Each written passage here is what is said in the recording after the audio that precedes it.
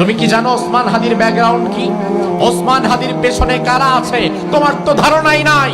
তুমি মনে করেছো তোমার মতোই একজন লাফাঙ্গা যুবক ছিল ওসমান হাদি। না, ওসমান হাদির বাবা একজন আলেম, মসজিদের ইমাম, মাদ্রাসার শিক্ষক। ওসমান হাদির ভাইরা আলেম, এক একজন কামিল মাদ্রাসার মুহাদ্দিস, কামিল মাদ্রাসার প্রিন্সিপাল।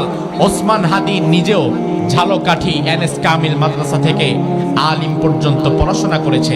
তার পুরো ব্যাকগ্রাউন্ডটাই মাদ্রাসার। অবশেষে তার বাবা তাকে বলল যে আমার এতগুলো সন্তানের মধ্যে একজন ইউনিভার্সিটিতে পড়ুক, ঢাকা ভার্সিটিতে যাক, এটা আমি চাই, সমস্যা নাই।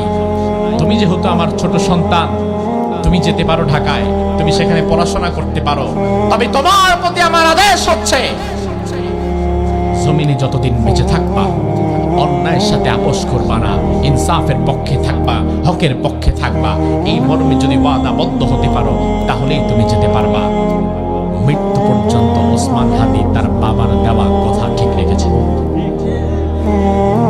মৃত্যু পর্যন্ত জালিমের সাথে আপোষ করে নাই, বাতিলের সামনে মাথা নত করে নাই। অথচ ওসমান হাদি প্রত্যেকটা পরীক্ষায় ফার্স্ট ক্লাস ফার্স্ট। ইউনিভার্সিটিতে তার রেজাল্ট অসাধারণ। ইউনিভার্সিটির প্রফেসর হওয়ার যোগ্যতা রাখে। আগামীতে তার জন্য ব্রাইট ফিউচার ছিল। গাড়ি বাড়ি ব্যাংক ব্যালেন্স সব তার জন্য তৈরি ছিল। এই সব বাদ দিয়ে শাহাদাতের ঈদগাহে শামিল হওয়ার মতো ঈমানি শক্তি কোত্থেকে পেল? ঈমানি শক্তি পেয়েছে তার বাবার কাছ থেকে, তার ভাইদের কাছ থেকে, কোরআনের কাছ থেকে, ইসলামের কাছ থেকে। কারণ তার ব্যাকগ্রাউন্ডটা ছিল কোরআনের ব্যাকগ্রাউন্ড, তার ব্যাকগ্রাউন্ডটা ছিল মাদ্রাসার ব্যাকগ্রাউন্ড। সুবহানাল্লাহ বলবেন না? জাগতিক শিক্ষায় শিক্ষিত হয়েছে, জীবনে কোনোদিন ইসলাম মানে নাই, নামাজ পড়ে নাই, কোরআন পড়ে নাই, হাদিস পড়ে নাই, মাদ্রাসার বারান্দা দিয়েও যায় নাই।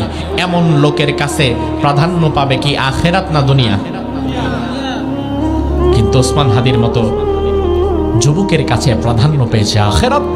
কারণ আখেরাতের মর্মটা ছোটবেলায় তার বাবা তাকে শিখিয়েছে।